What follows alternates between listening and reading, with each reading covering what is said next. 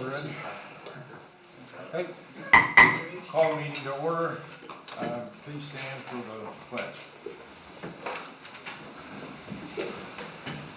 I pledge allegiance to the flag of the United States of America and to the republic for which it stands, one nation, under God, indivisible, with liberty and justice for all.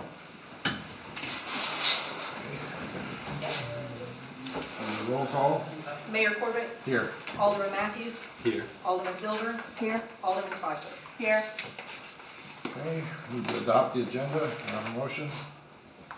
Motion. Second. Okay. All in favor? Aye. Any opposed? Motion carries. We approve the minutes from the April 20th Board of Mayor and Alderman meeting and May 1st study session. Do I have a motion? Motion to approve. Second. Aye. Second. All in favor? Aye. Any opposed? I'd like to welcome our visitors. Thank you all for coming. Public comment. We don't have anybody signed up to speak in the public comment section, so we'll move on to public hearings. Ordinance 23-07, an ordinance amending the municipal codes title 18, chapter 3, sewer rates, fees, and charges, section 18-301. We'll open the public hearing. Nobody's signed up to speak, so we'll close it. Communication. City attorney. Alderman Spicer. I don't have anything. Alderman Matthews. Alderman Silver. Nope. Try. Anyways, I had hiccups, so if I hear anything, please excuse me. I did want to say that we had a long lawsuit that we've had in place for, I think, about almost 10, 11 years now, from a garbage truck damage with another vehicle. Anyways, it took us this many years, but we did close that out, so we have just one left with a customer with a sewer issue.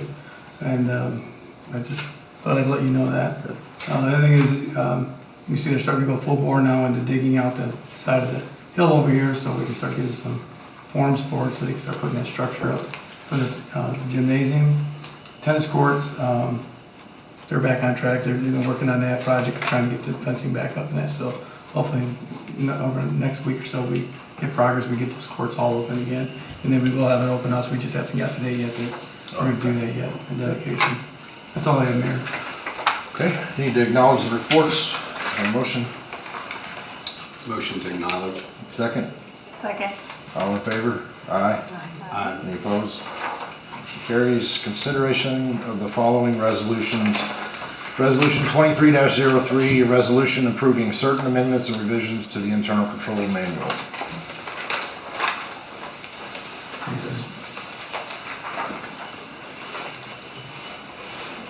Go ahead. Periodically, we make revisions to the internal control manual.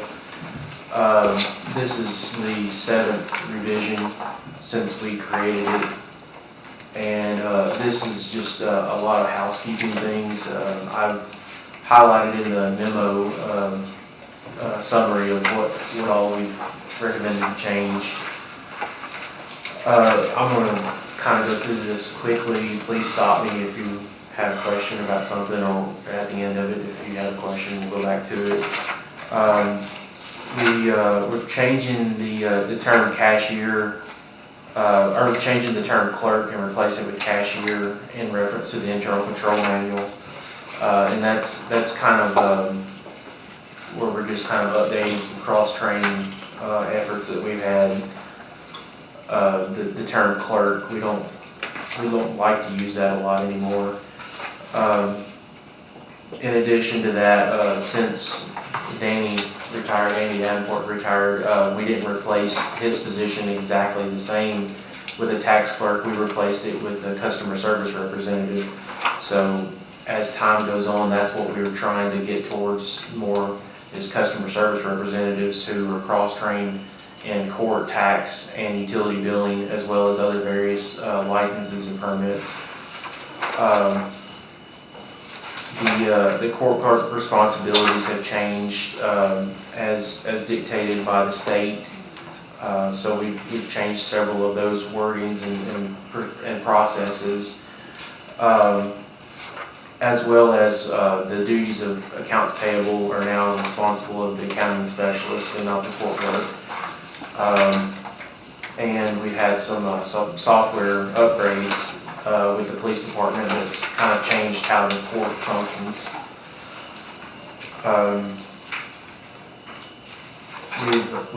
We've designated backup finance cashiers in this new version of the internal control manual. Utility billing specialist can count cash drawers now at the close of business day, in addition to the assistant finance director, the finance director, and the accounting specialist. Utility billing specialist can perform daily deposits in addition to the assistant finance director and accounting specialist. We use an armored car courier service to deliver daily deposits to the bank. Previously, we took these deposits ourselves and required a police escort. So as the police were short-handed and busy, it was very difficult to get a time frame for them to help escort us to the bank. So oftentimes we wind up going unprotected, which I think was not good for, I think Millersville had an incident several years ago. You stopped whatever it was. What's that? Did you hear that noise? Or is this me? Sorry. There it goes.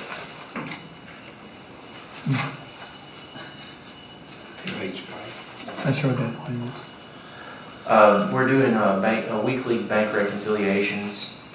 I think in the internal control manual, it previously had mentioned monthly, but we actually take care of that weekly now.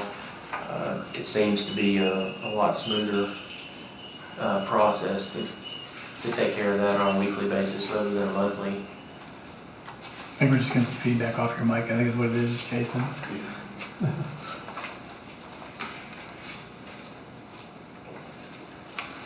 Utility billing specialist has access to the vault, so that where we keep our deposits and our cash drawers. We have reference language in the internal control manual about cash drawer counts in public view. Some of these changes that we have in here they're no longer necessary safeguards that we had, because in the old building we didn't have as a secure office as what we do now. Revenue codes no longer needed for cashiers. The way our current software is, the cashiers use what's called product codes, and the product codes associate the revenue code with that. So they obviously know what the revenue codes are, but it's not necessary for them to remember what those codes are, because they know what the product code is. And the product code is not a numerical code, it's a text. So it's a little bit easier to remember text than numerals.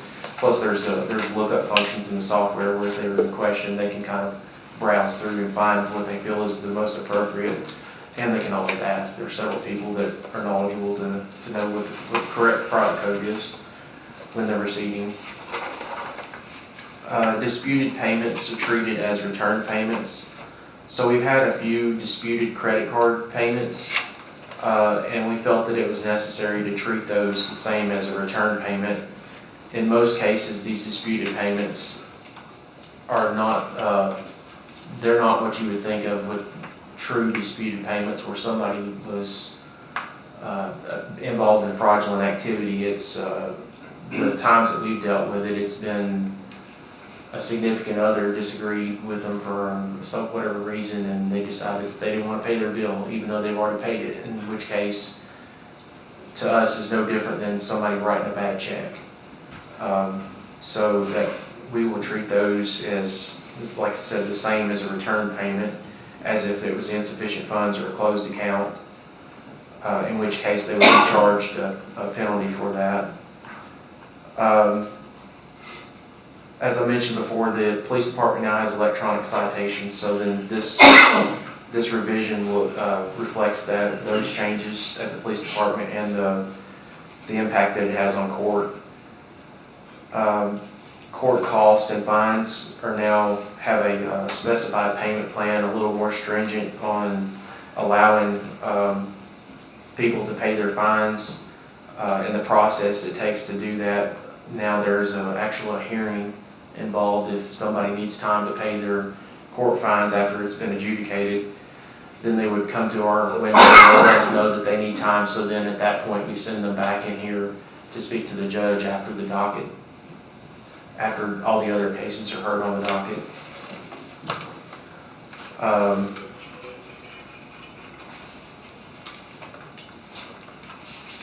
The property tax billing data has changed a little bit in both the data, how we convert the data, and how we send the data to the third-party bill printer. So this version will reflect those changes. Delinquent utility accounts. So customer accounts. This goes with the ordinance change that we're doing the second reading on tonight. This is removing the language that a customer will not have an additional 30 days with a $500 past due balance. It's just a past due balance of $500 will be eligible for disconnection, in addition to the other criteria, which is 90 days with no payments and non-payment of application fees and deposits, which are being billed, which is also with the ordinance change for tonight's second reading. And also, finally, the payroll function has moved from finance to HR. In the previous version of this manual, it referenced finance department handling the payroll function, and now that's handled by HR. So we're just updating the language on that. Are there any questions?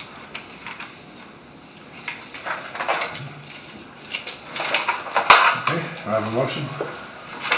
Motion to approve. Second. Second? All in favor? Aye. Any opposed? Motion carries. All right, ordinance 23-07, an ordinance amending the municipal codes title 18, chapter 3, sewer rates, fees, and charges, section 18-301, second reading. Motion.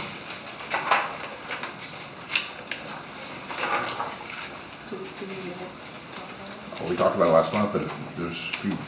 I don't have anything to add. If there's any questions, I'll be happy to answer. Motion to approve. Second? Second. Roll call. Alderman Matthews. Aye. Alderman Silver. Aye. Alderman Spicer. Aye. Mayor Corbett. Aye. Ordinance 23-08, an ordinance adopting the annual budget for the fiscal year beginning July 1, 2023 and ending June 30th, 2024, first reading.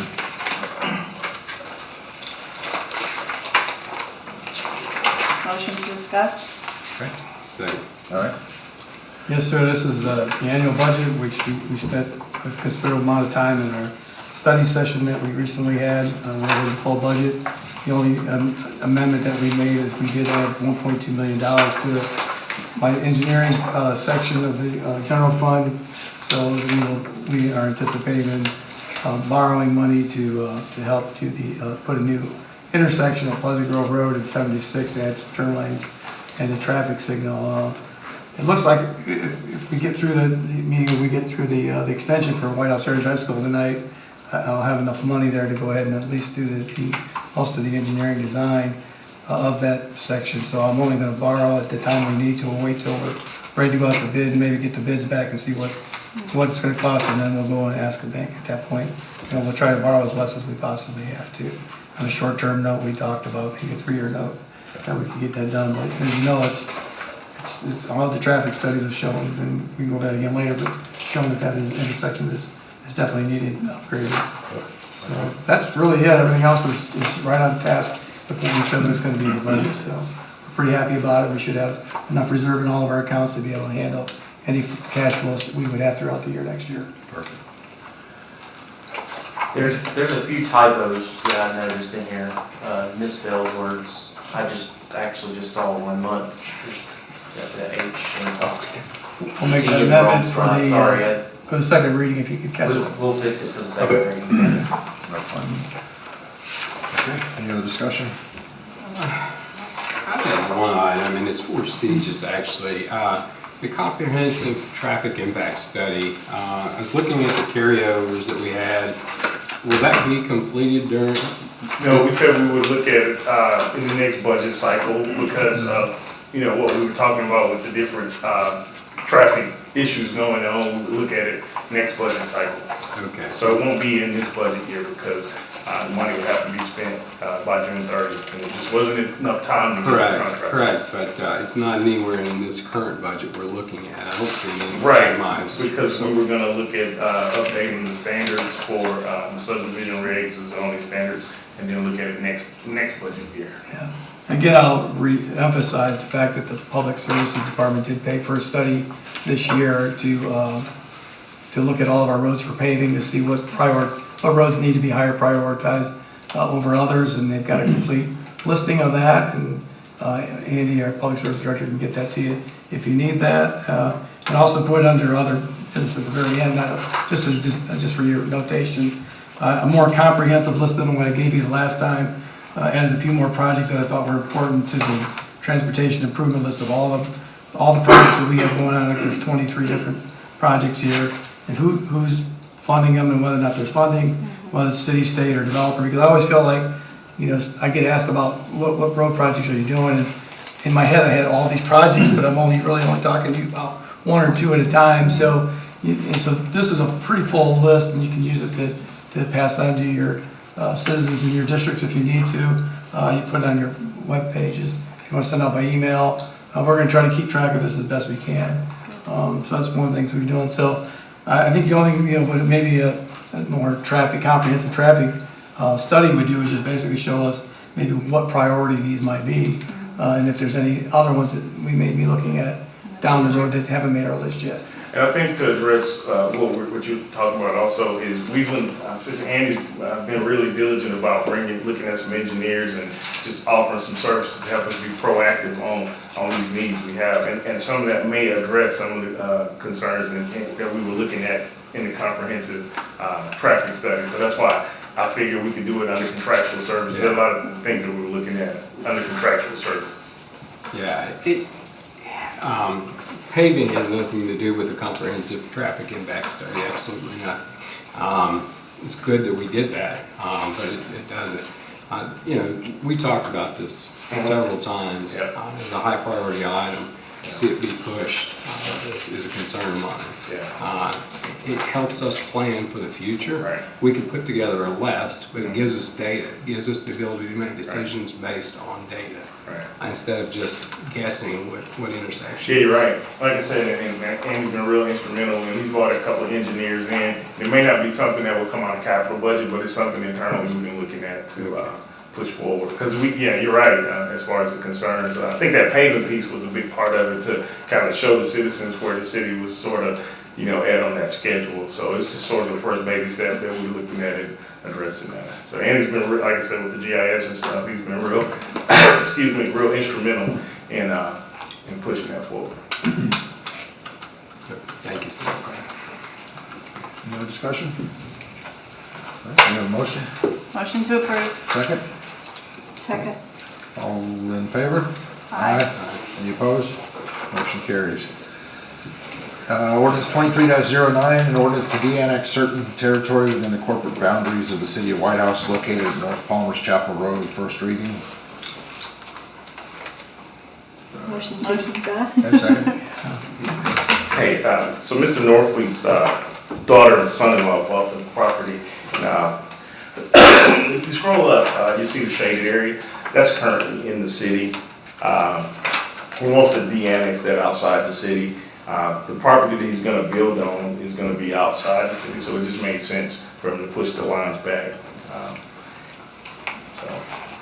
With that, the county has to accept it, so we made this conditional upon the acceptance of the county acceptance, so it will be as of September that this will be effective.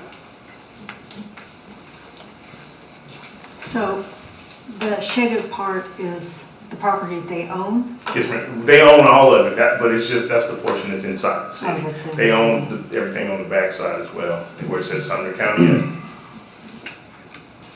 I think his daughter is they're gonna build a home, I think, right Yeah. behind that little U shape. Yes. And they've already got it for septic, I think it's approved for septic. Yeah, yeah, so no matter what happens with this decision, they're still gonna build back there. It just makes sense for all of the property to be outside. And And it would since not be it didn't connected to cause, city services. yeah, and it doesn't cause a donut hole or anything with the boundaries, so. Meaning it'll be contiguous with city boundaries. Was there a reason given? Just that he didn't want half of his property in the county and another half in the city. Because these boundaries, if you look at the tax map, you'll see a line. Even though you see that line, it's not subdivided, it's all one property, but he pays a portion of city taxes and a portion of county. And it's probably really small what he paid in the city taxes, so. And we've done it on several properties similar to this where they were half in the city, half in the county. So we gotta go both ways. Some have Yeah. come in, Right. some have Yeah. not. So if he wants to go out, I mean, it's not gonna make that big of a difference. If he's building his house outside the city, he still has all the rights to his county, what he's doing. Yeah, and if he needed sewer, we definitely would not allow this de-annexation. No. But he's got septic, so we Right. Yeah, we're he's not on worried septic. about Any other discussion?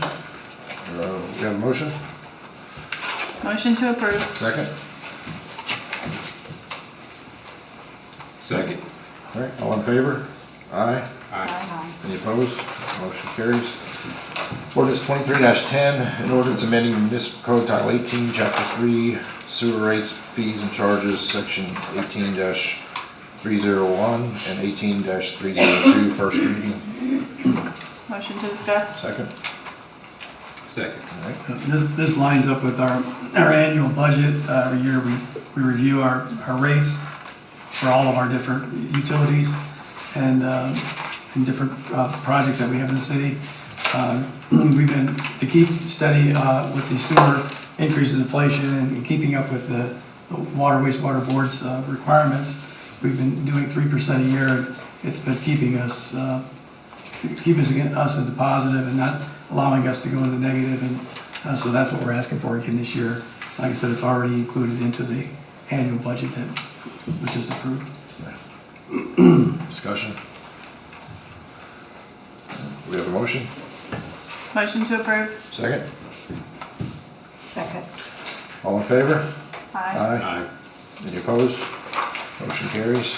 Ordinance 23-11, an ordinance amending the municipal code title 17, chapter 1, refuse, section 17-113, first reading. A motion?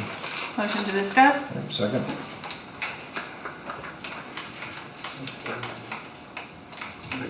All right.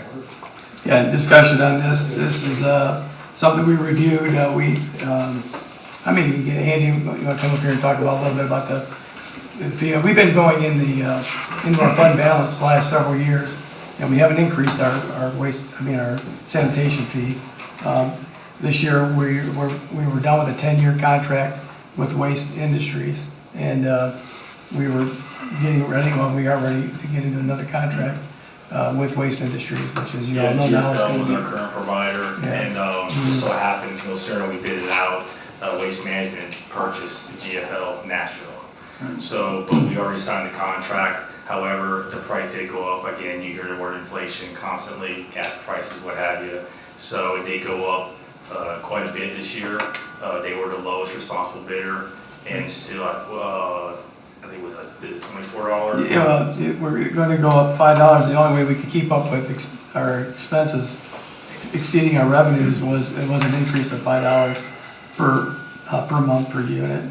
And so that's what we came up with. We'll still be able to have the curbside recycling. We still have a backdoor pickup for residents that have either a long ways to get to the street, or they have a medical condition, or that they're disabled and they can't get it. So we're able to keep all the benefits, plus we've added, I think we're gonna be able to add a few more Yes. extra benefits. We still do the brush pickup, Correct. and All the services will be the same, and then some. we added a couple of, I spoke to them today. We were supposed to have a meeting with them, but they canceled because of some scheduling conflicts. But I did talk to them on the phone, and they we wanted the push notifications, obviously, to get it out to the customers. They're gonna have an app that you guys can download. But right now, they're in the process of integrating all the residents in White House, which is gonna be substantial. So he gave me approximately 6 months to get everything in. But again, we'll stay on top of them and try to get it taken care of sooner or later. So they're still honoring the contract that we Yes, approved? ma'am. They Yes. signed it. yes, which is great for us. They're 'Cause upset they too were, because we got a good deal. believe it or Yeah. not. Yeah, That's why I was asking. Yeah. another thing we incorporated, I think, Mayor, this was your recommendation, that we have, come in and have a Saturday drop-off. Yes, So sir. we've got 2 times through the year. The second Saturday in January, and I believe it's the second Saturday in June or July. And we're gonna allow for Saturday morning Pickup. drop-off, if you have the different things that you need to get out of your home, for trash that you don't put it to curbside, you'll be able to bring it out to our plant, and we'll be able to take it from there. So I think that's an add-on service that we're adding, so I think you're getting quite a bit for your buck. I think when you look at what people in the county are paying just for trash, without even recycling, they're paying more than this. Some up to $30 a Are month. we sending anything out to our residents, letting them know of the added services that they're getting with the new contract? I And did then the word on White House, I put some stuff in there.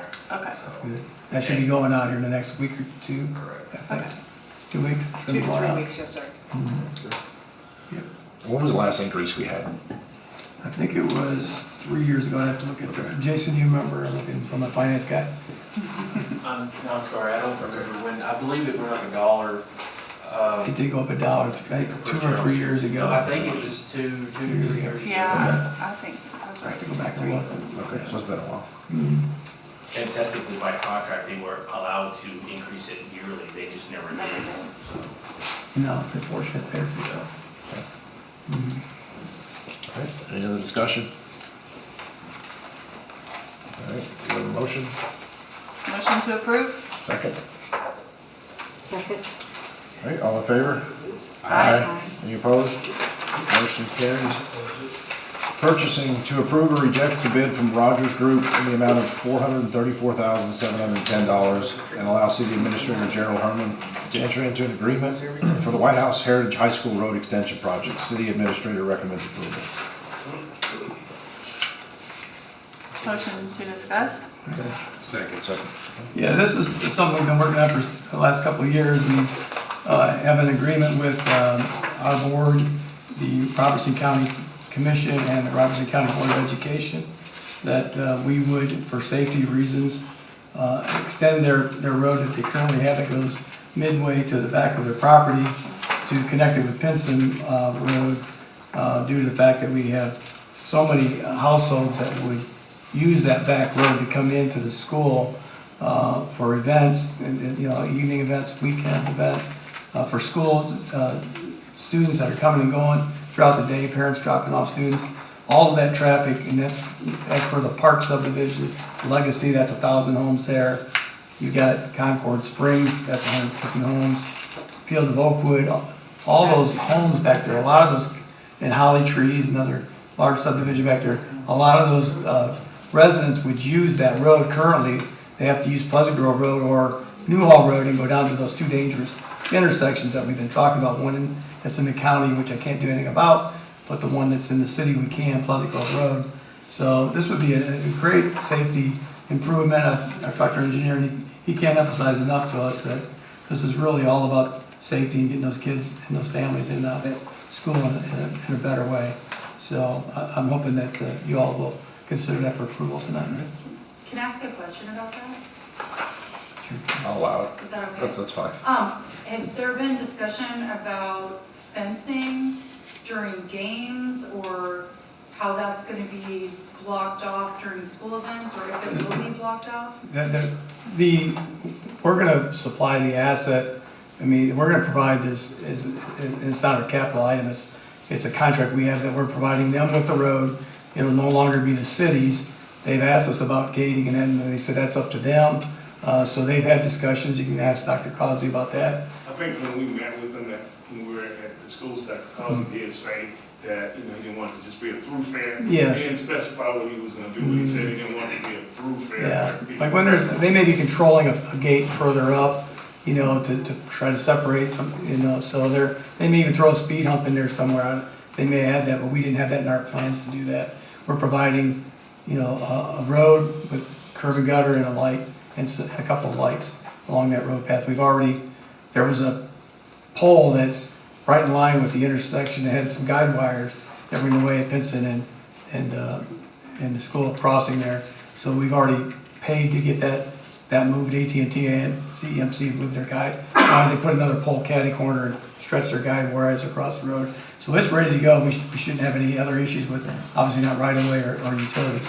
So we're hoping to get this built during the summer months while the kids are out of school. There may be some finish up work as they're coming back to school, but that would be our goal, to get them actively on this project June and July. Good. Okay. Are we covering the entire cost? Did Robertson County pick up any of the costs or the? No, we're picking up the entire cost Okay. of the road, yes, sir. What about funding for this? Is this coming out of the general budget or out of impact fees? And we've split this up into two sections. If you look at the budget, we have, I think it's $200,000 I've set aside in the general fund. And then the impact fee, I'm gonna look here. Some impact fees.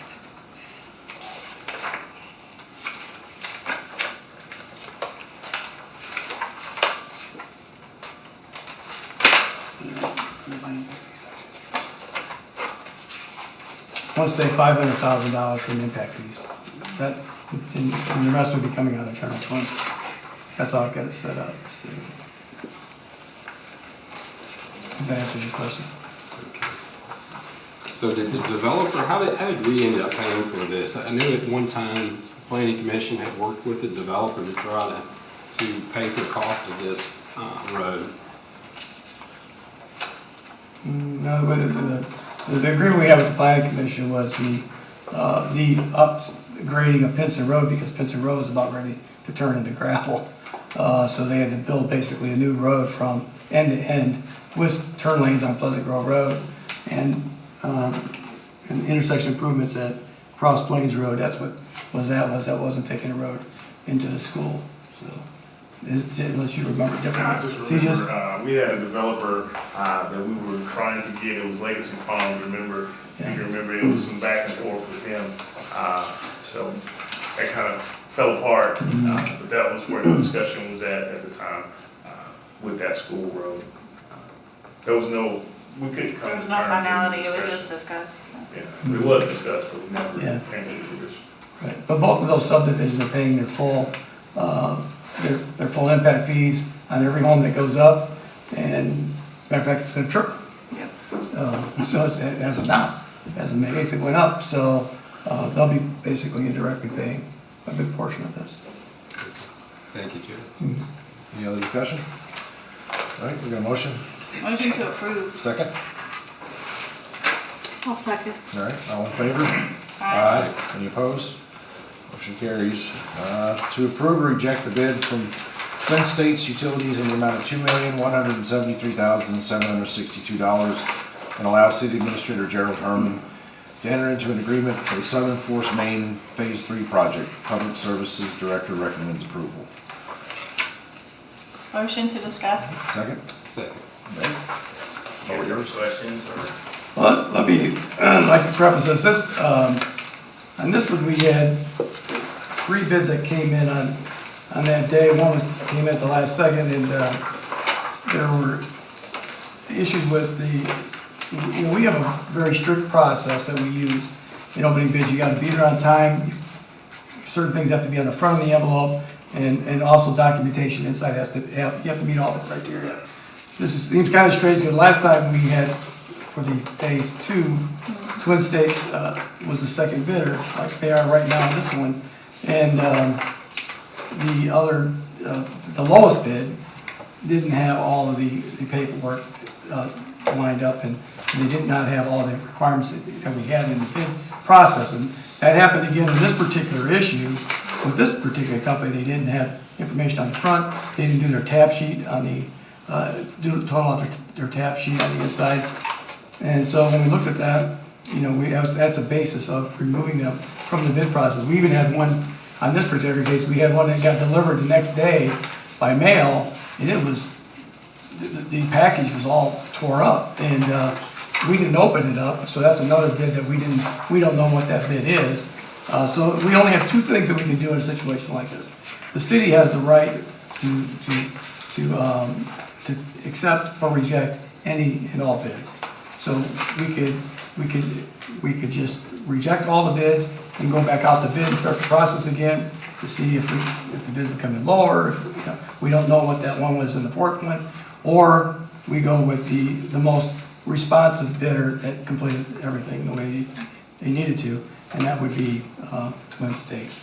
So that's where we're at. So unless Andy has to add anything else to that. Correct. Another thing they didn't include was their professional references. Right. They had none of that, so they didn't have any like-for-like projects. And like Jerry said, they had no license number, business license, and contractor's license expiration date. They're supposed to have that required.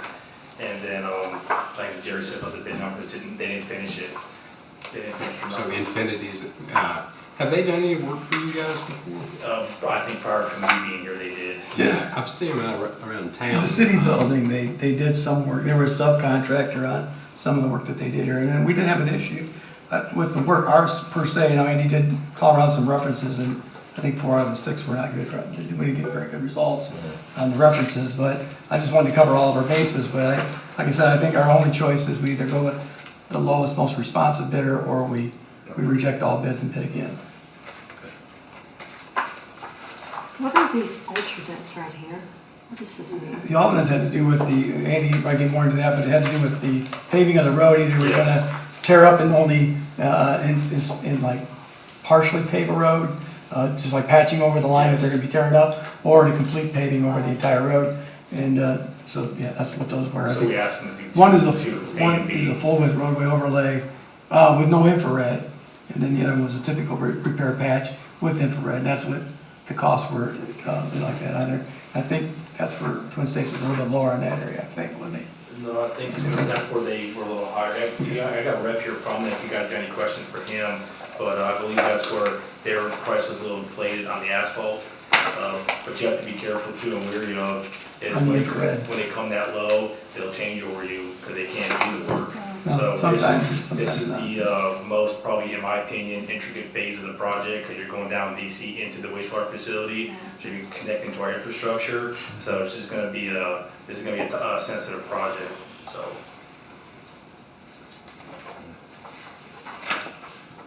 Any other discussion?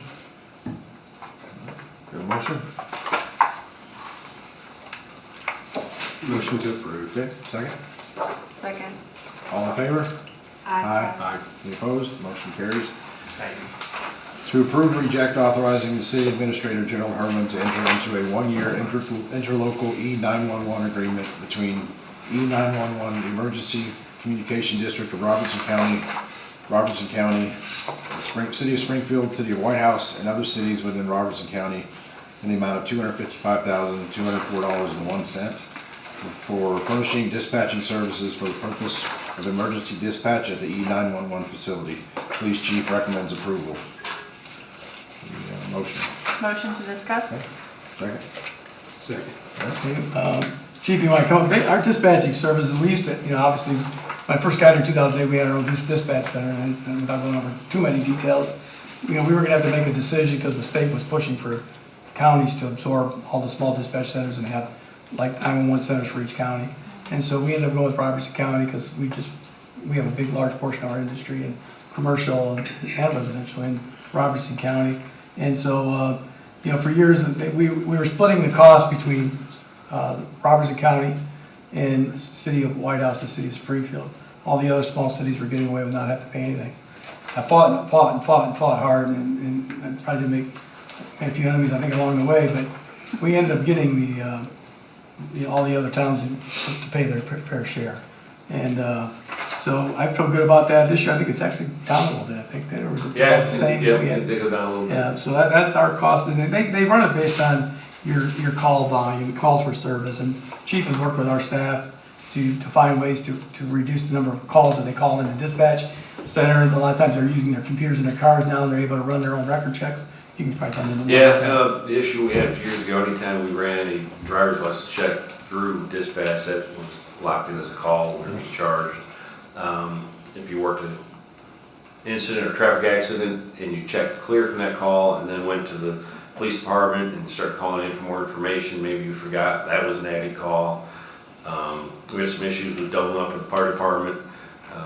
Fire department may get 3 calls a month, but if we responded with them, we were getting double charged. So there were some things that we worked out, and then also Robertson County kicked in, I believe it was almost $8 million last year to rebuild their communication system. So it didn't cost us a dime. So they covered all that. We just had to purchase radios, which was in the budget last year. So.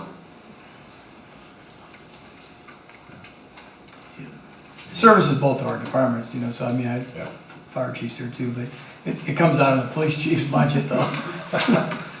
He plays for maintenance. On the radios. Yeah. On the radios. He doesn't cover the cost of maintenance on the radios. Yes. Any other discussion? Good job getting those other cities Yeah. having to pay that. Yeah, that was great. Just need to change this. Yes, we'll get that changed in my name. That's signed. It's got the Or I'll have the word mayor mayor. sign it, yeah. We'll get that corrected. Thank you. All right, we have a motion? Motion to approve. Second. Right, all in favor? Aye. Any opposed? Motion carries. No other business, no discussion items. We have the current roads project list that you mentioned earlier, and that's it. All right, we're adjourned.